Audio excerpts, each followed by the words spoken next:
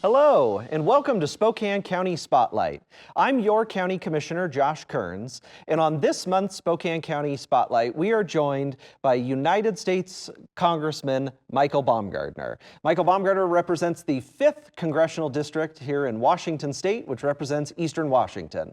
Congressman, welcome to the show. Thanks, Josh. It's great to be with you. Yes, so we were discussing before we came on, I think this is the hat trick of your appearances on the show. You were here once as a state senator, once as a treasurer, and now here as congressman. So thank you very much for always being open and accessible to the folks here in the district. Well, I appreciate it. It's great. It's a lot of fun to come on. You do a great job with it, and it's really nice to be here at the public television station as well, too. So hopefully the third time will be a charm, and we'll have a good discussion.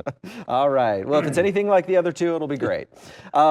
So the 5th Congressional District is 12 counties that you represent in Eastern Washington. And for some of our viewers that maybe aren't familiar with all the aspects of all 12 counties or your background, could you introduce yourself to our audience? What's been your career trajectory to this point, and then just some interesting things about the 5th Congressional District. What makes it unique? Sure. Well, let's start with the basics. So I'm one of 435 members of the House of Representatives, and we each have about 750,000 residents, give or take. So typically every 10 years in our U.S. Constitution, there's a census. And when that census is done, there's an apportionment of where those congressional spots go. So they're not always the same, and some states lose or gain depending on their population. But I'm honored and privileged to be a member of the 5th Congressional District here in Washington State, and out of the 10 congressional districts that we have. So we go from all the way up north in the Colville and Republic area, all the way down south to the Walla Walla area, bordered by Canada, Idaho, and Oregon. And of course, every member of Congress would say this, but I know it's true for me. I really do represent the best congressional district in the country, and it's one that I feel very at home of. I was born in Pullman, Washington in late December, came home from the hospital, a little Christmas stocking, and to our house was then in Colton, Washington. My mom was 43 years, a kindergarten teacher in Colton and Pullman. When I'm on the Palouse, I'm not Michael Baumgartner, I'm Mrs. B's son, because a lot of people know my mom down there. And my father was 40 years a professor of forestry at Washington State University. And Baumgartner actually means tree farmer in German, Baum meaning tree, Gartner meaning farmer. So it's a good name for a dad who's a professor of forestry. And I used to do a little work in the woods as well, too. And so being from the wheat fields of the Palouse, going to Washington State University, spent a little bit of time up here at high school in Spokane, and then working for Hecla Mining here in our area as well, too. You know, I feel very much at home in all parts of our wonderful 5th Congressional District, and it really is just a great place to serve. All right. Well, thank you very much for that rundown. One of the things that I think is just fantastic is you've shown your commitment to this region for a number of years. When you're first elected to the state senate in the 6th legislative district, and then serving as the county treasurer at Spokane County, as your office is just right across the hall from our commissioner offices. Can you talk about how has that that state and local government experience kind of prepared you for the work you're doing now for the folks in D.C.? I think it's been a great preparation, and I did have the opportunity to serve with the United States State Department in the Iraq surge, and then later met my wife as a civilian in Afghanistan, and we now have 5 kids here raised in Spokane. But that time in the state senate, when we were working on projects like the new WSU Medical School, and finally getting funding for our North-South Freeway and those projects, and then that time as the treasurer, were very important for me as a member of Congress. What I really appreciate about local government and what you and the other county and city government officials do is you have to be very practical and real at the local government level. I mean, as you know, the streets got to get plowed, the potholes have to get filled, and the trash has to get picked up, and it's really the front line where government has to serve the people well. And when I was the treasurer of Spokane County, I would see all the time the real impacts of high property taxes on people in my office. It wouldn't be infrequent to get a widow in my office who was just very, very concerned, even afraid that she wouldn't be able to afford her property taxes. She might get priced out of her own home. So that brings a realness to government that sometimes you don't necessarily get even in the state senate or sometimes at Congress. But I think it really did a good job of grounding me as I head to Olympia, or as I head to DC.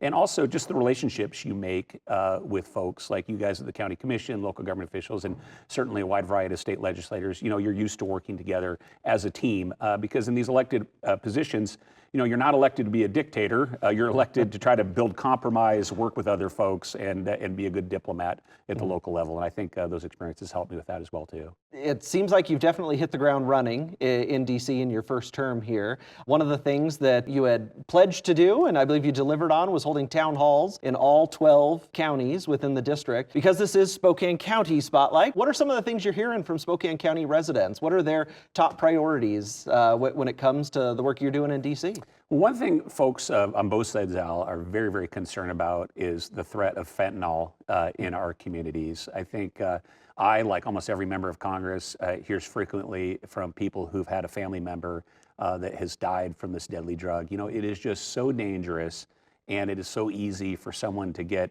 fentanyl laced in some area or have a drug dealer try to entrap them with using fentanyl, you know, and life can be over like that. And it's just tragic. So that's an area that we hear a lot about. You know, also, you know, we're a very divided country on some elements right now. People are very passionate about some issues. So I hear a lot from folks as well, too, of people that support me. I also hear from folks that don't support me, and that's just fine. You know, I work for both of them. You know, even though I won my election by nearly 60% of the vote, I work for those other 40%, you know, as well, too. And those town halls have been a good opportunity to hear. Of course, when you're doing those town halls, you know, what you want to have is just a conversation with folks. And I think most people come to a town hall with the intent of expressing their ideas and having a civil conversation. Of course, there are a subset of people that are they're kind of there to cause disruptions, and you know that's their First Amendment right to do so. But it does impinge upon the ability of other citizens to hear and listen and have a conversation. And so I just ask everybody to be civil and to try to have a nice conversation and,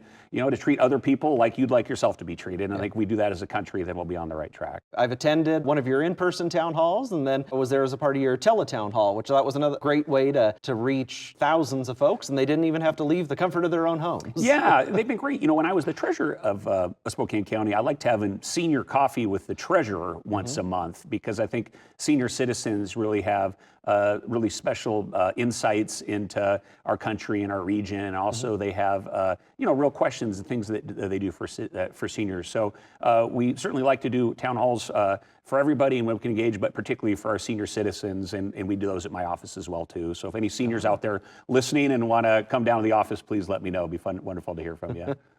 This year, I believe, were you the first freshman to pass a bill out of the House, or what, one of the first? Yeah, it was honored to be the first House freshman to get a bill off the House floor. And that was the Deterrent Act. Yeah, right? Unfortunately, some foreign governments, including China, Iran, and Russia, have used our university campuses to try to influence and put money through university campuses for sometimes nefarious purposes, either espionage or try to influence certain aspects of society. And so what my bill simply does is, right now there was a threshold of $250,000 for if a university or a college was taking that level, over that level of foreign money, they would have to report it.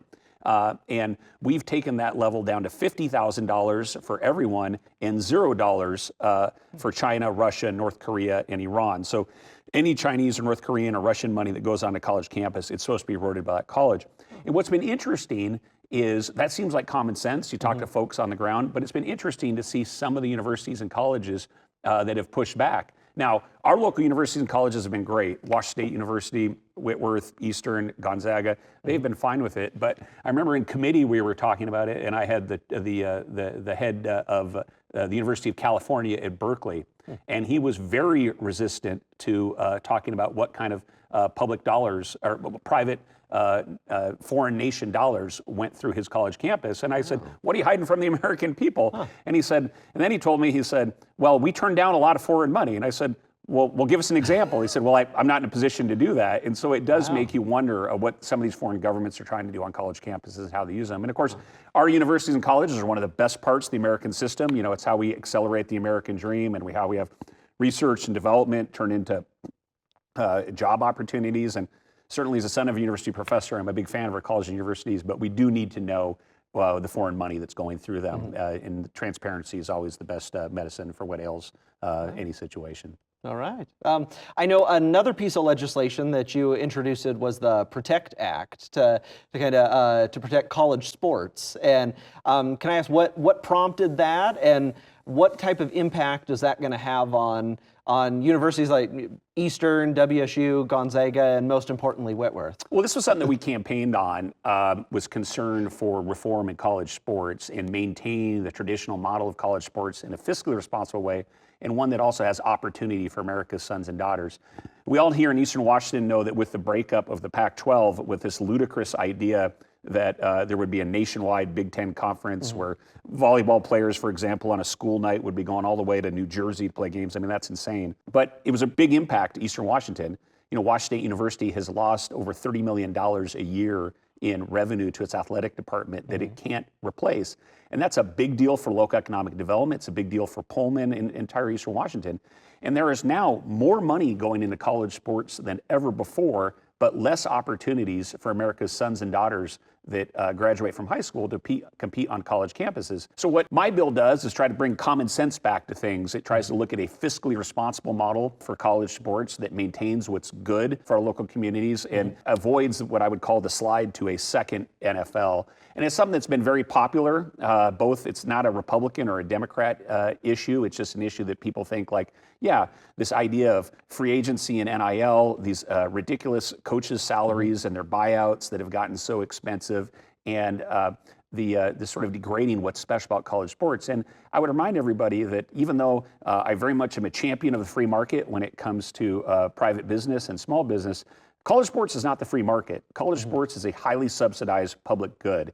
There are millions, if not billions of dollars of public taxpayer dollars going into university campuses, and college sports is an important part of that. So instead of having TV executives doing backroom deals with conference commissioners just chasing dollars, what we need to have is accountable elected officials set up a new regime that can govern these things sustainably. So that's one of the issues that we're working on, and obviously it matters a lot to people here in Eastern Washington because of the experience. And it's not just for my Cougs, it's also for my Eags and my Zags and in Whitworth as well too. They all have a stake in this. You know, and you know, college sports is one of those things that so many folks just can rally around. I mean, it brings folks together. I'm a Whitworth alum. You're a WSU alum. I mean, the Gonzaga alums, and I know we got some Eastern alums here in the building as we film too. I mean, folks love their college sports, and so I mean, and we have seen just so much change. You know, so much money that has been flooding college sports. Josh, you want to protect what college sports are. And I think, Josh, you instinctively know and have touched on something that's really important about college sports, and I would say high school sports as well, too. At a time where America has gone increasingly polarized,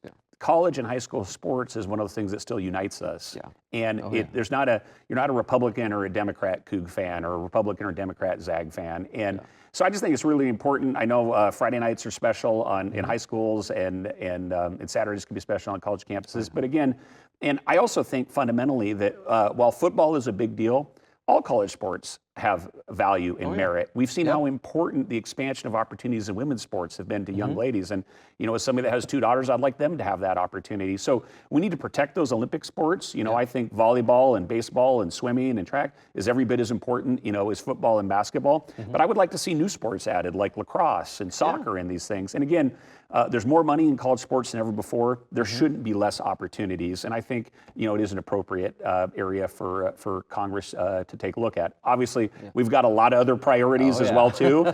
So I don't want to give anybody the impression that this is the main thing that we focus on, but it is something that we campaign on. It's something that we try to address. Okay. Well, we'll get to some of those other big issues. But when a group of us visited D.C., we were able to see part of a tradition that goes on with Washington State freshman congressman with a beautiful piece of artwork that we saw in your office of a chicken hatching out of an egg. Can you tell our guests about that fun tradition that is specific to Washington State? Fun, neat piece of civics history here in Washington State. In the early 1970s, there was a Republican congressman from the other side of the state, Joel Pritchard, who was elected. And Congressman Pritchard, it is my understanding, is also the inventor of pickleball.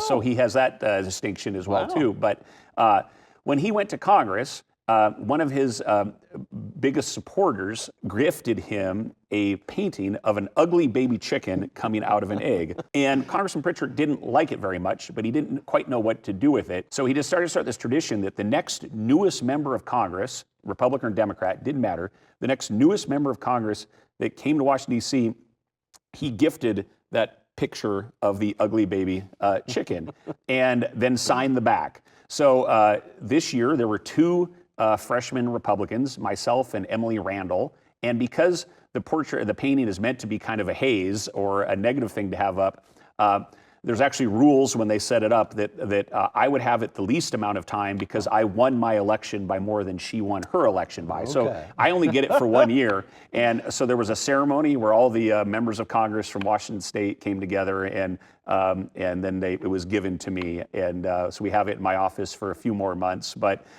if anybody comes by, they're more than welcome to visit. And I'll actually miss the ugly baby chicken painting when it goes at the end of the year, because it is a fun piece of Washington State history. And in credit to Congressman Pritchard for starting that. That's great. That's great. Yeah. So you have some fun over there too.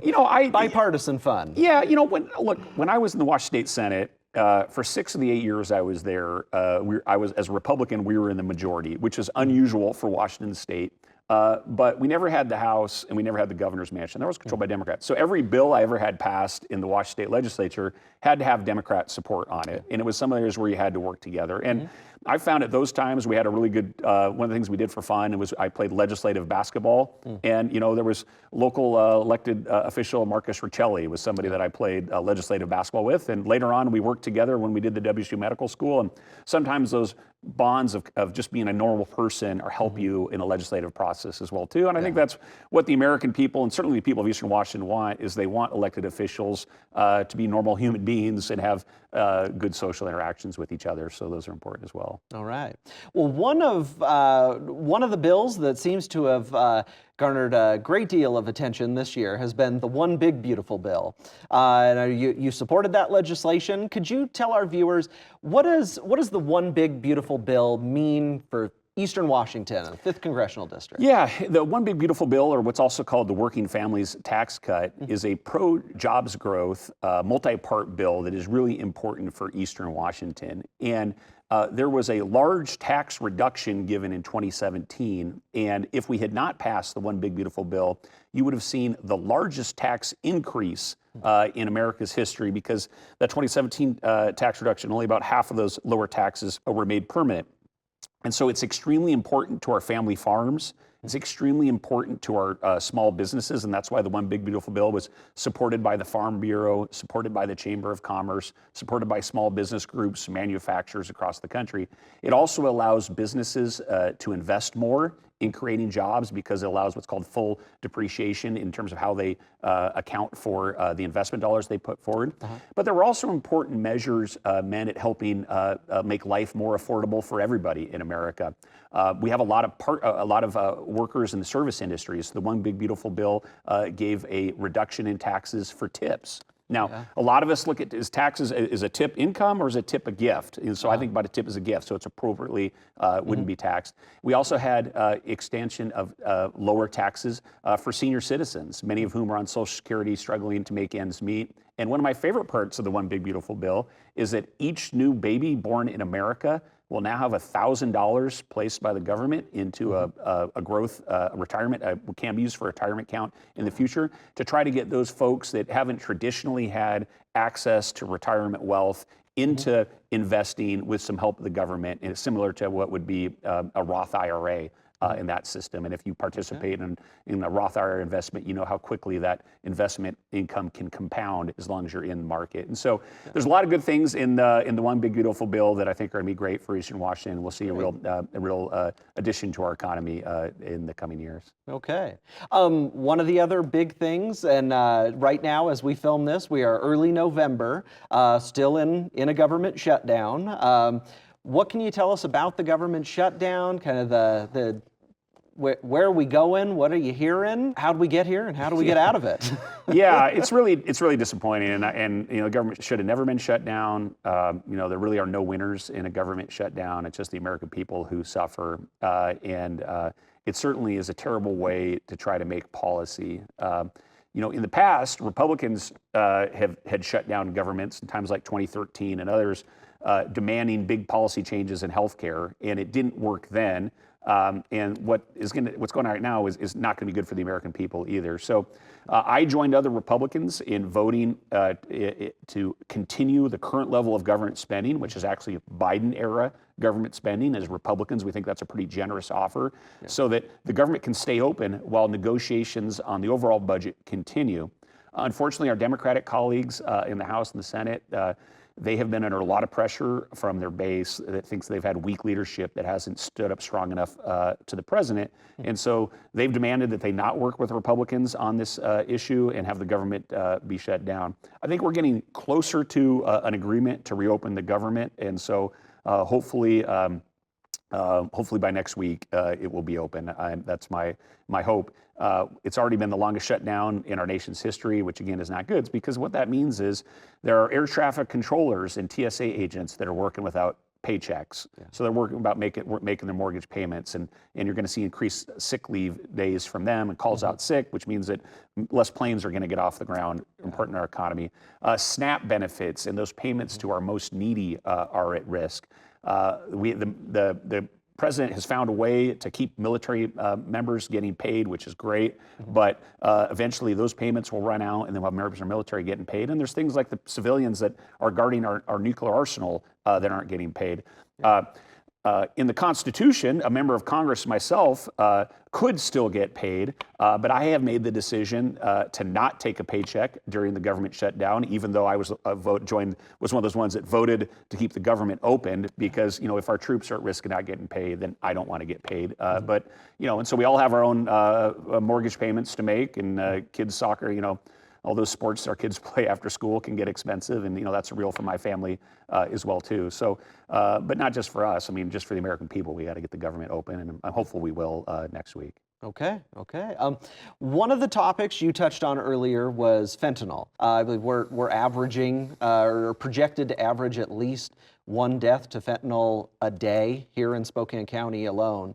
Can you talk to us about some of the work that you and your colleagues are doing to address fentanyl and just the terrible, horrific impacts it's having not only on our community, but across the entire country? Well, you're right, and it is a deadly and it's a complex issue. And if you talk to sheriffs all across Eastern Washington, they'll say their number one problem is fentanyl. And where that fentanyl comes from is the chemicals are created in China, and then they largely come to Mexico, where the drug gangs mix the chemicals together and then press them into these pills, and then they then come up to the U.S. And what's happened in Washington State, because we've had lax drug laws from Olympia, Washington State has essentially become a drug superhighway, so that fentanyl comes up into Washington State and then goes out to the Midwest. And it's had a devastating impact on our community. I think just one example, a lot of folks in the community know Katara Johnson, who's been very public with her son's struggle with fentanyl and the death, and just a terrible issue. So, what are we dealing with it? Well, we've done some real big things with securing the border, which has been extremely important for the fentanyl issue. Earlier last month, I was in China talking to the Chinese government. I was actually the first House Republican to go to China since 2019 and met with the Chinese premier. I traveled with Adam Smith, a Democrat from the other side of the state. And, we talked about a number of security issues with the Chinese, but also really pressed on this fentanyl issue, that they need to do a tougher job restricting fentanyl flows out of China. And then, because fentanyl is a synthetic opioid, meaning it's a chemical creation that mimics what opiates do, and there are a number of chemical alterations that can happen to those opiates. And so I have also co-sponsored legislation on something called nitazines, which is another synthetic opioid, so that if we make a certain class of fentanyls illegal, that the chemists, the evil chemists that work for the drug dealers, don't just change a few molecules and make something that wouldn't technically be illegal. So it's a huge issue. And I just want to say, the other part of this is that we have to have demand reduction, in terms of we have to have more programs to warn kids of the dangers of drugs and to reduce the demand for the drugs. Because if Americans want to consume these drugs, the drug dealers are going to find some way to get them into the country. And if you think back about the problem with methamphetamines in places like Montana, Montana had a great public relations program called the Montana Meth Project, where they actually had billboards and really kind of in-your-face programs about saying about how deadly methamphetamine can be. And we need to do more on the fentanyl side, and we need to make sure that people understand the dangers of drugs. And that might sound old-fashioned or like the 1980s, but these things are killing so many people, and it's so dangerous, and it's just destroying families. And I think every parent out there watching this, their number one fear would be their kids getting into fentanyl and just being, boom, gone like that. Yeah. As a quick kind of close to the show today, can you tell us what are your top priorities for the remaining congressional term, and what should our residents be looking for? Well, we want to work on making life more affordable for people in Eastern Washington and across the country. You look at how high prices are on things from like cars to food to even starting a home. And a lot of the increase in the reason those prices are so high is because government has just loaded on mountains and mountains of regulation that make things so expensive. I mean, if you want to go buy a car today in America, you just can't find a basic car like the ones we used to buy that you can just deal with. They have so many, aspects and computers and these things on them. It makes your insurance go up, and it makes everything about that car more expensive to buy, and it's pricing out people to be affordable. It's just one example. So I was very proud that I joined my fellow Republicans in Congress, that we voted to overturn a mandate that we all would be required to drive electric vehicles by the early 2030s. And I think that would have been something that increased costs so much for people in Eastern Washington across the state. So that was a big accomplishment, but we need to continue to work on affordability. And part of the part that we need to do that is in housing. It's just too expensive to get into a house, to stay in a house over there. And so we need to increase the supply of housing. So I'll be working with lawmakers both in Washington, D.C. and here at the local levels to say, how can we get more houses built so we can bring those costs down? All right, well, that does it. But I want to thank you for being here today. And as always, I'm your County Commissioner, Josh Kearns. And again, thank you for joining us on Spokane County Spotlight.